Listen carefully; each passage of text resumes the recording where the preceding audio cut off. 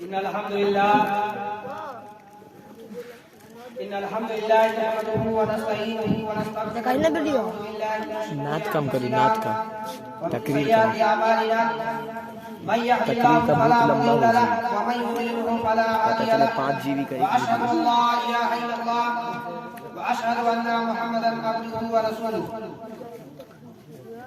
अऊज़ु बिल्लाहि मिनश शैतानिर रजीम बिस्मिल्लाहिर रहमानिर रहीम या अय्युहल्लज़ीना आमनू इस्तईनु बिस्सब्रि वस्सलाह इन्नल्लाहा मअस साबिरीन।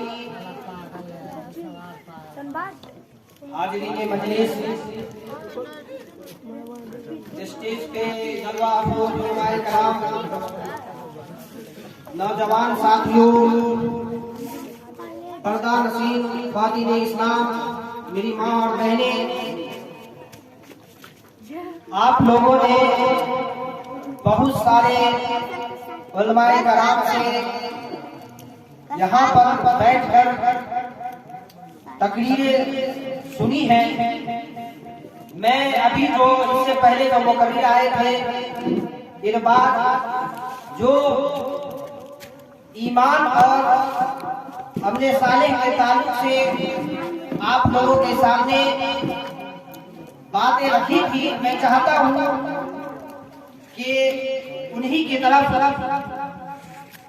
कुछ इशारा करता हुआ चलूं, क्योंकि आज मेरा जो प्लान था वो तकरीर का नहीं था। मैं आनंद फानंद यहाँ पर आया हूँ और आप लोगों के सामने कुछ बातें रखना चाहता हूँ। मेरे भाई और दोस्तों, ईमान और अमले सालेह ये दो ऐसी चीजें हैं जिसके अंदर इंसान जो है वो इसमें नापैद है।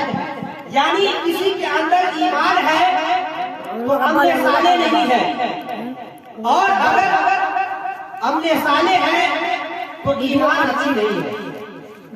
मेरे भाई और दोस्तों, आप इस दुनिया का ही मसला ले लीजिए। आप इस दुनिया के अंदर रहते हैं, आप जानते हैं कि रोटी से जो है भूख मिटती है।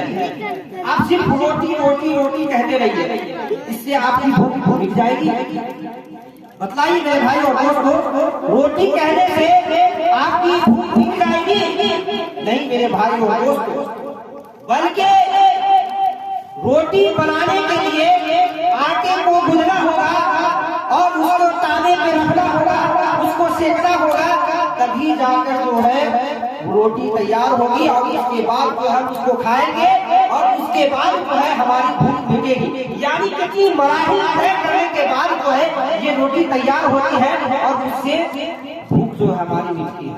इसी तरह आप हज हज कह लीजिए, आप सिर्फ हज कहने से आपकी हज जो है वो पूरी नहीं होगी, बल्कि उसके लिए आपको सफर करना होगा। कितनी मुसीबतें और मुशक्कत उठाने के बाद जो है आप खाने का वक्त पहुंचेंगे और वहां जाकर जो है तब आप हज करेंगे, तब जाके आपकी हज जो है वो पूरी होगी। सिर्फ कहने से, हज हज कहने से जो है आपका हज जो है वो मुकम्मल नहीं होगी। इसी तरह आप जिस मुल्क में रहते हैं, उस मुल्क का जो है कानून जो है, उस कानून को हमें फॉलो करना होगा। अगर हम इस मुल्क के कानून को फॉलो नहीं करेंगे तो यकीनन हमें इस मुल्क में रहने का कोई अधिकार नहीं, हमें इस मुल्क से निकाल दिया जाएगा, क्योंकि हम इस मुल्क का कानून जो है उसको फॉलो नहीं कर रहे हैं। अगर हम इस मुल्क के कानून को फॉलो करेंगे तभी हम जो है इस मुल्क में रह सकते हैं। इसी तरह मेरे भाइयों और दोस्तों, आखिरत का मसला है। जब आपके अंदर ईमान होगा, अमले सालेह होगा, तभी आप इस दुनिया के अंदर भी कामयाब हो सकते हैं और आखिरत के अंदर भी कामयाब हो सकते हैं। अगर सिर्फ ईमान है और अमल नहीं है तो यकीनन आप जो है कामयाब नहीं हो सकते हैं। ये दुनिया नहीं है, ये दुनिया नहीं है कि हम खाएं पिए और रहें। आखिरत का मसला जो है वो बहुत ही टेढ़ा है। आखिरत में आपके लिए जो सबसे बड़ी चीज है वो है ईमान, और दूसरा जो चीज है अमल सालेह। इन दोनों चीजों का होना जो है ये बहुत ही जरूरी है। अगर ये दो चीजें हमारे अंदर नहीं है तो यकीनन आप जो है वो कामयाब नहीं है, इस दुनिया के अंदर भी और आखिरत के अंदर भी। मेरे भाई और दोस्तों, अल्लाह रब्बुल आलमीन किसी की शक्ल और सूरत को नहीं देखता है।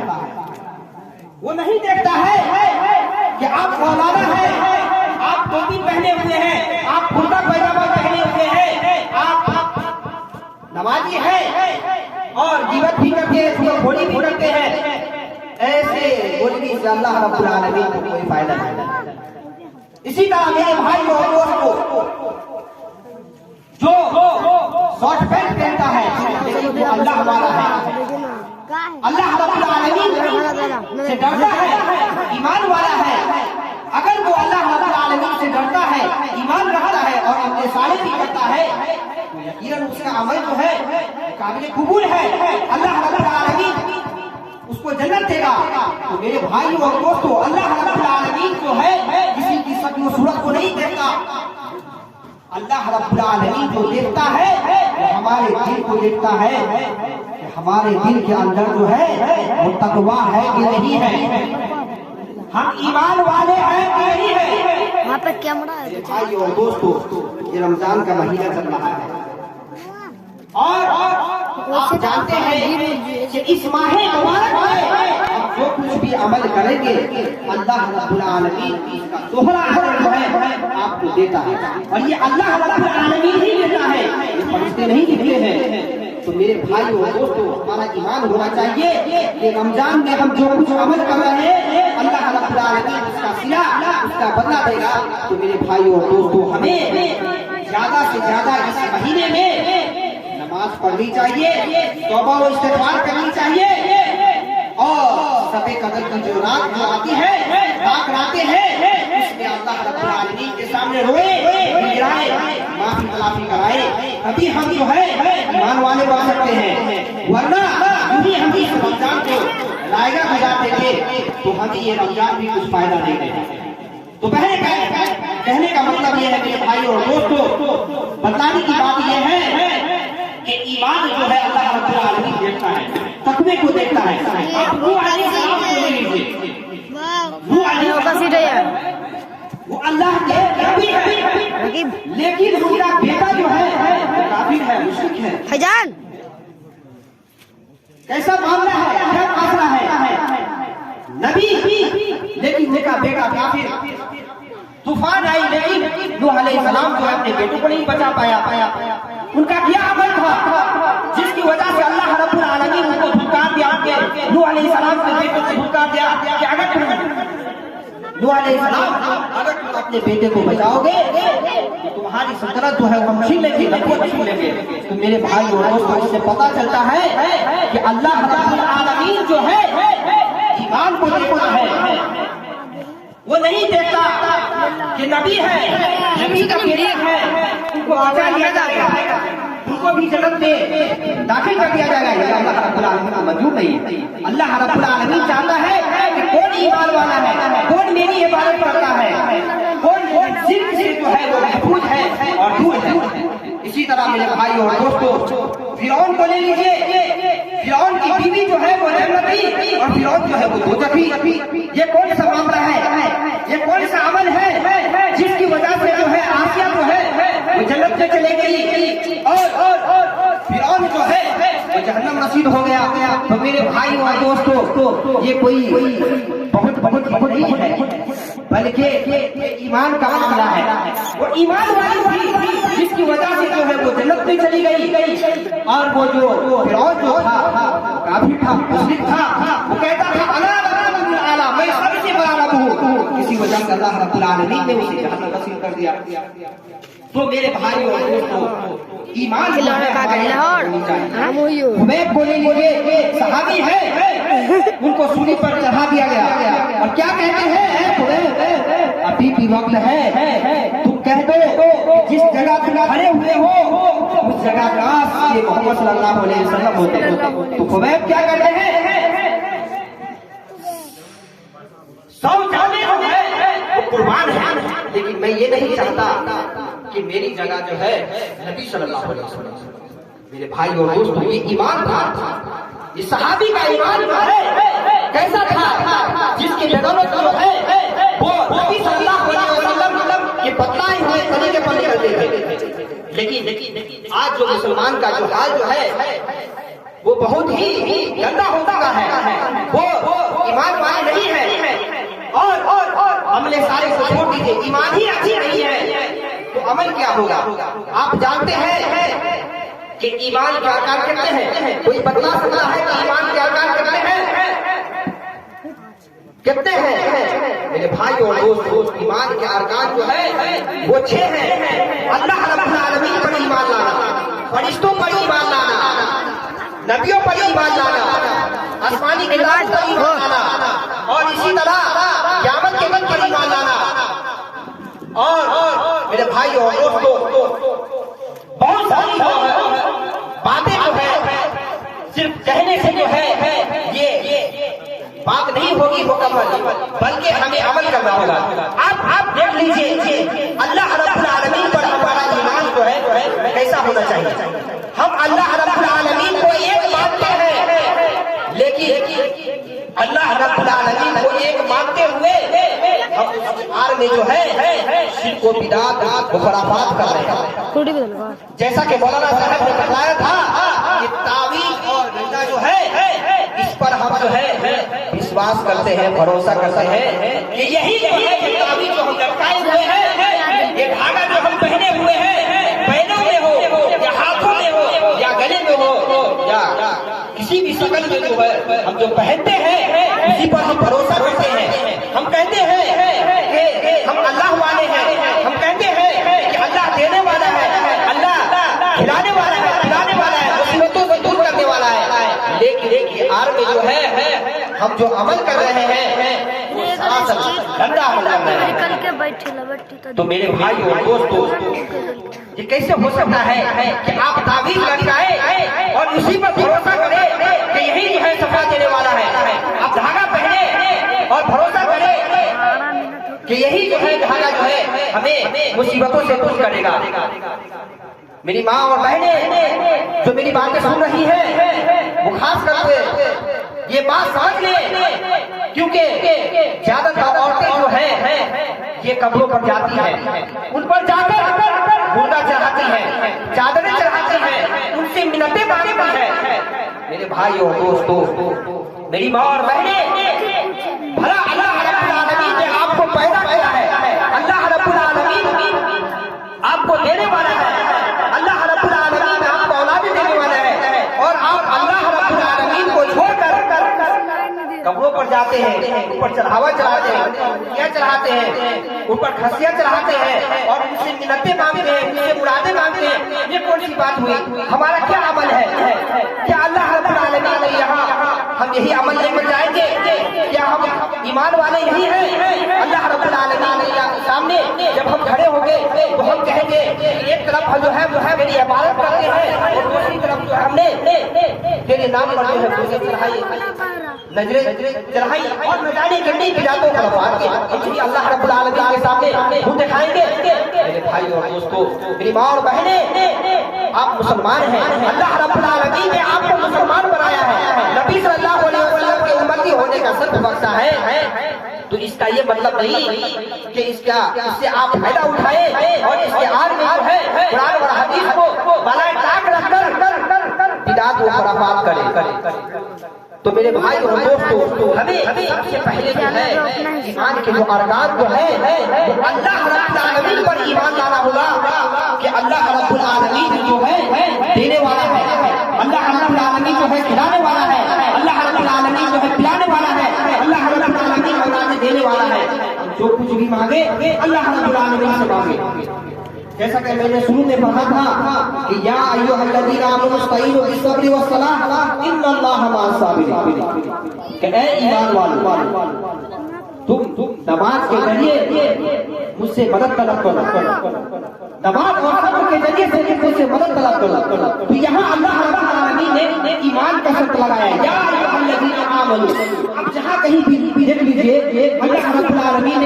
अय्युहल्लज़ीना आमनू इस्तईनु बिस्सब्रि वस्सलाह, या अय्युहल्लज़ीना आमनू, जहां तक कीजिए आप अल्लाह रब्बुल आलमीन ईमान की शर्त लगा रहा है। या अय्युहन्नास नहीं कह रहा है कि ऐ लोगों, या अय्युहल्लज़ीना आमनू कह रहा है। ईमान वाला होना जो है ये बहुत बड़ी चीज है। हम जो है अल्लाह रब्बुल आलमीन को मानते हैं और एक तरफ अकीदा रखते हैं कि अल्लाह रब्बुल आलमीन के सिवा जो है दूसरा भी हमें देने वाला है, तो ये जो है सरासर जो है ये शिर्क है। और आप शिर्क जानते हैं कि ये सरासर जो है ये जुल्म है। अल्लाह रब्बुल आलमीन जो है इसको कभी माफ नहीं करने वाला है।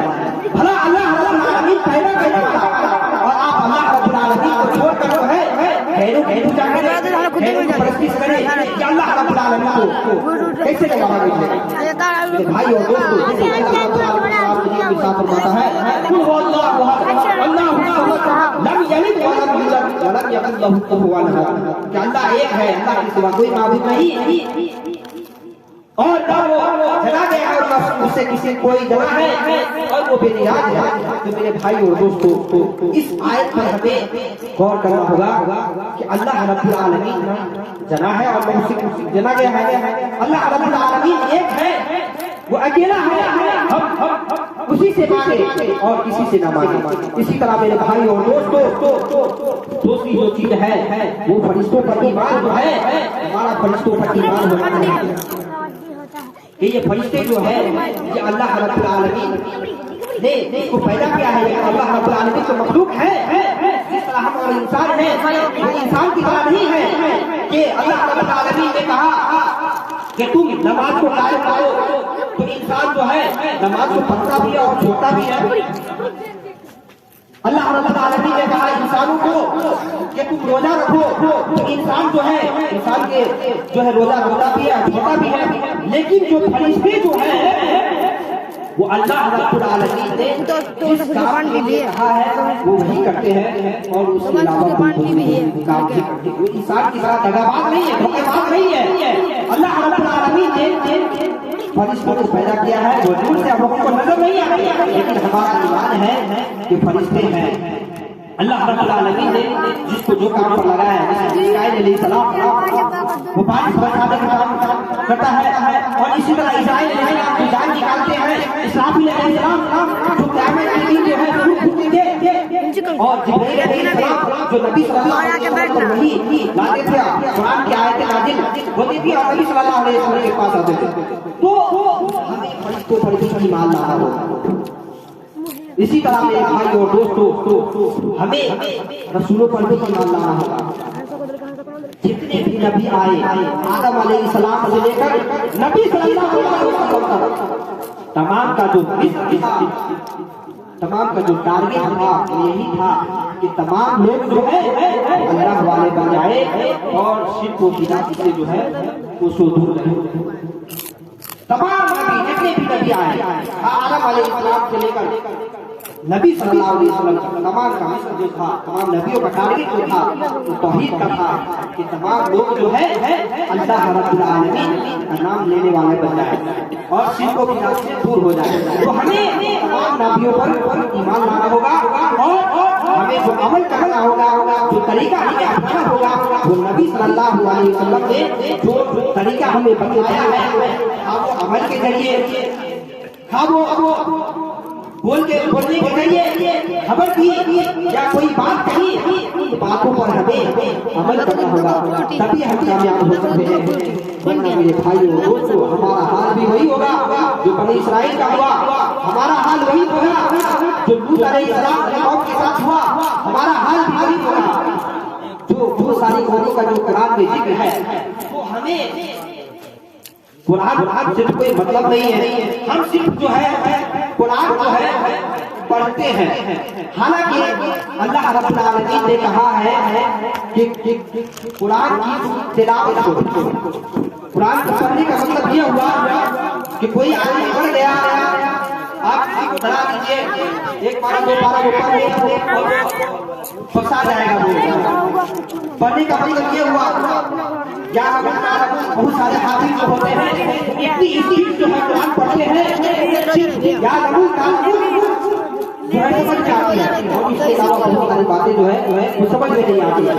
तो मेरे भाई और दोस्तों, कुरान को पढ़ना नहीं है बल्कि तिलावत करनी है।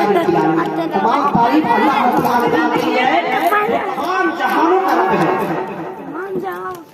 इसका तर्जुमा ये होगा जब उसमें गौर करेंगे, अल्लाह रब्बुल आलमीन तमाम दुनिया का मालिक है, यानी मुसलमान का भी अल्लाह रब्बुल आलमीन मालिक है, क्रिश्चियन जो है, गैर मुस्लिम जो है, उसका भी अल्लाह रब्बुल आलमीन है। जब हम गौर करेंगे तब हमें पता चलेगा कि कुरान क्या है, तिलावत करने से क्या फायदा है और पढ़ने से क्या फायदा है। तो मेरे भाई और दोस्तों, ये जो महीना भी चल रहा है, सरापा का सरापा रहमत का महीना है, विशेषत के साथ जो हमें कुरान की तिलावत करने की जरूरत है, गौर करने की जरूरत है, पढ़ने की जरूरत नहीं है। इसी तरह मेरे भाई और दोस्तों, आसमानी किताब जो जानते हैं कि 4 आसमानी किताब है, उन आसमानी किताबों पर भी हमें ईमान लाना होगा। तौरात, ज़बूर, इंजील और कुरान मजीद, इन किताबों पर जो है तौरात, ज़बूर, इंजील जो है ये नापैद हो चुकी है। ये भी अल्लाह रब्बुल आलमीन की तरफ से नाज़िल हुई थी, लेकिन इंसानों ने रद्द कर दिया। बहुत सारी बातें जो है अपनी तरफ से जो है हिट की है, मुठभेड़ कर दिया है। वो हमें किताबों पर ईमान लाना है, लेकिन अमल जो करना है उसने कुरान मजीद पर, क्योंकि ये रहती दुनिया का जो है, ये रहती क़यामत का जो है, ये इंसान के लिए फायदा है, ये तमाम मुसलमानों के लिए भी फायदा है, ये क्रिश्चियनों के लिए भी फायदामंद है, ईसाइयों के लिए भी फायदामंद है। ये सिर्फ मुसलमानों के लिए नाजिल नहीं हुआ है, बल्कि दुनिया के तमाम इंसानों के लिए नाजिल हुआ है। तो हमें आसमानी किताबों पर भी ईमान लाना होगा। इसी तरह मेरे भाई और दोस्तों, तकदीर पर भी हमें ईमान लाने की जरूरत है। आप जानते हैं कि अल्लाह रब्बुल आलमीन ने हमें पैदा किया है, और हमारे साथ जो कुछ भी हो रहा है, मुसीबतें आ रही हैं, परेशानियां आ रही हैं, मुसीबतों से परेशान है तो हम सब्र करना होगा। जैसा कि आप अय्यूब अलैहिस्सलाम को ले लीजिए, अय्यूब अलैहिस्सलाम खाना बहुत गिरा जो है गिरे जो है गिरता था जमीन पर, लेकिन फिर भी अय्यूब अलैहिस्सलाम जो है उसको उठाते थे और उसी जगह रखते थे, और वो कहते थे कि तेरा खुराक यही है। तो मेरे भाई और दोस्तों, नबी है लेकिन उनके ऊपर ऐसी मुसीबतें आई है, तो हम तो इंसान हैं, नबी तो नहीं है। हम एक इंसान है, खताकार है, गुनाहगार है। तो हम पर जो मुसीबतें आती हैं, जो परेशानियां आती हैं, तो हम उस पर सब्र करें। जैसा कि मैंने बताया था कि हम नमाज पढ़े, हमारे ऊपर मुसीबतें भी आ रही है, हम नमाज पढ़े, हमारे ऊपर परेशानियां भी आ रही है, हम अल्लाह वाले भी हैं, हम अल्लाह रब्बुल आलमीन पर ईमान रखते हैं, लेकिन हमारी ऊपर परेशानियां आ रही है, तो हमें सब्र करना होगा। वाला नबी बिशैइन मिन खौफ वल जू व नक्स मिन अल अमवाल। अस्सलाम वालेकुम। कि यकीनन हम तुमको आजमाएंगे खौफ के जरिए, भूख के जरिए, और इसी तरह फलों में बहुत खतरनाक तौर हो। भाई और दोस्तों, ये सारी चीजें जो है ये किसके लिए है? ये हम और आप के लिए है, ये अकल वालों के लिए है, ये ईमान वालों के लिए है।